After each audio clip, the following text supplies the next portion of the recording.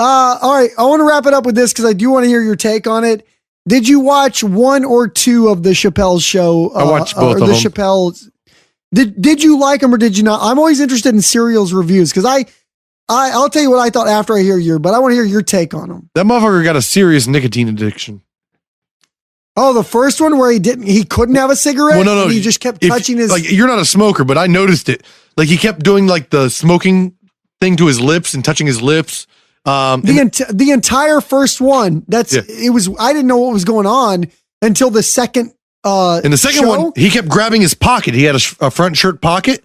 He kept holding on to his front shirt pocket because there was supposed to be a pack of cigarettes there. Like, I know that feeling. He's just... When he was working through his act, you can see him just grabbing at that pack of cigarettes.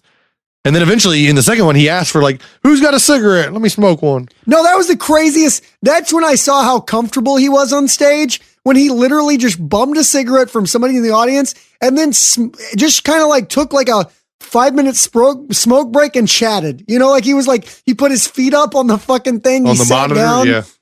He just fucking hung for a minute and had a cigarette. And I was like, this dude is as comfortable as you can be on stage. It was fucking crazy. I assume there's going to be more of those because it was episode 1 and episode 2.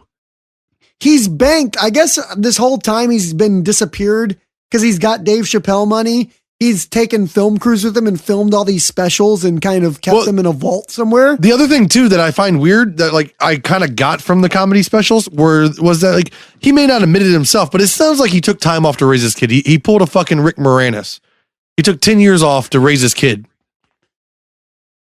Well, maybe that's what a lot of it had to do with, because like he did claim, the reason he claimed he did all that Chappelle show shit where he disappeared is because he saw a white guy laughing too hard at a sketch and thought that what he was trying to say was lost, and it had just become like, he felt like it had become like, let's laugh at the black guy, you know, instead of like, let's make really good humor, but also do social commentary or whatever.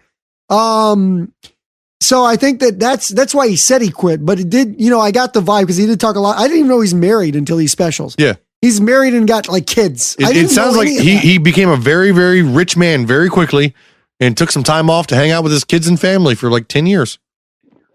Now, did you, from the content, because there was one, in my mind, one great special and one that I would consider to be like, it was for any other comedian would be like great, but for Chappelle was just like good. You know what I'm saying? Well, out of the two, I thought the first one was good. I mean, I don't know if it was because I hadn't seen Chappelle in forever. The second one, he seemed a lot more comfortable. Who knows when they were filmed? But so that's the one that's getting, the one that says Deep in the Heart of Texas. The second one, is the one that's getting the best. Like people are saying that's the best one. Oh, I like the first one. That's what I thought. As a punch for punch joke. The first one was the best one.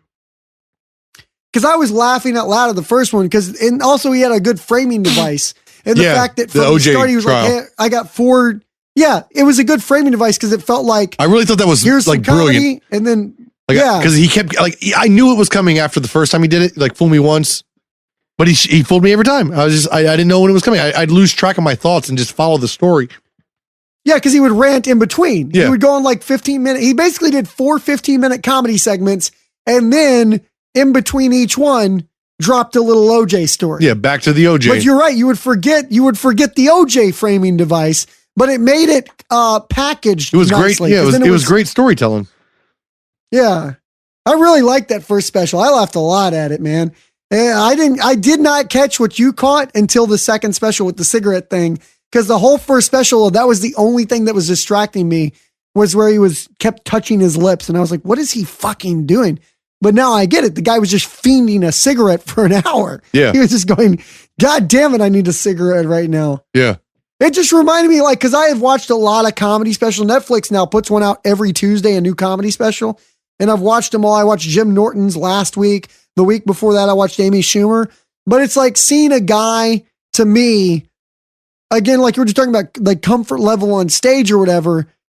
He's such a, like another level as far as like the craft. And so like, that's why like that second one, I was kind of disappointed because I was like, I don't know, it was like fucking my wife jokes and my kid jokes and sex jokes. And I was like, for some reason I expected more from him, you know, like higher minded ideas. Yeah. Because the first one, he talked about some really interesting shit. Well, that's why I assume there's going to be a handful of these. It's going to be like a series. He'll put out like 6-hour-long specials or something. I don't know. Well, there will be another one that will come out this year. So they paid him $60 million for some kind of we don't know deal, but it's a multi-year deal. And the agreement for 2017 was 3 specials. So he's going to do 2 from the vault, which he's got this giant vault. And then he's going to do 1 brand new, like that'll probably be about, because obviously like there was some dated material in there. Yeah. I definitely Donald noticed that. Sterling jokes and fucking Ray Rice jokes and shit like that. Yeah. But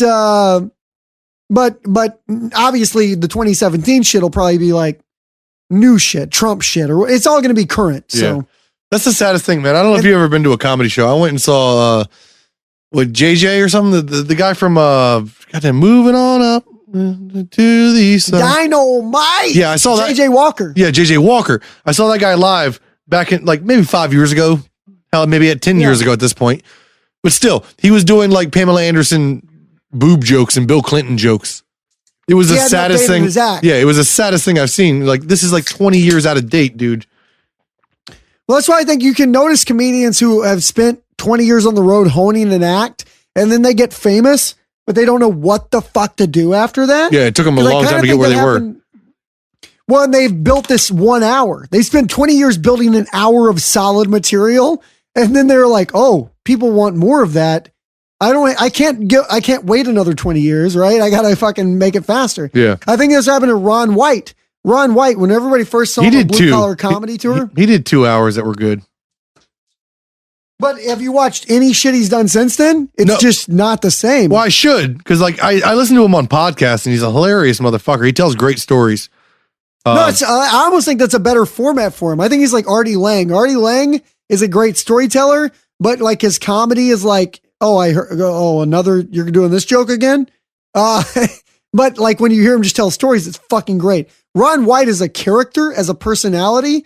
Like he'd be a hell of a podcast host because he has an interesting take on things and he's naturally funny. Yeah. But when you watch his stand up after those first 2 specials, it was just downhill, dude. Downhill. Amy Schumer, I think that happened to her. Oh, like her very first special was really good. You didn't like Leather Dress or whatever she has now? The leather special? Yeah. It didn't work for me. Did you watch it? I have not seen it yet.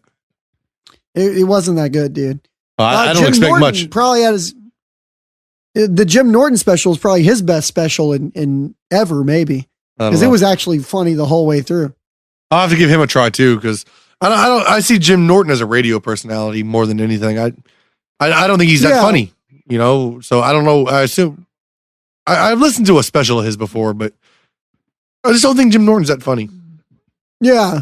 No, it's either you get it, but this latest one I think is probably his like broadest comedy, because most of the time he's just straight up, it's just transsexual humor and I have a foot fetish humor. Like it's just like, let me tell you about all my weird sexual quirks. This one he talks about a lot of different shit.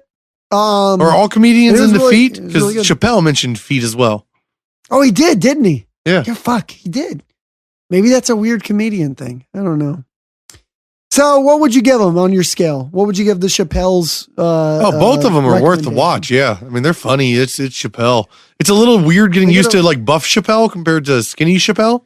What happened? I was with you. I was like, what the fuck? He's like, when did he start lifting weights? It's not the same. I like skinny Chappelle. No, it's not. I like it better or worse. It's just like, you got to get used to it. It's a different look. But yeah, both of them highly recommended. I don't know. I mean, comedy specials aren't on the same, fucking movie scale. But yeah, they're both worth a watch. They're good.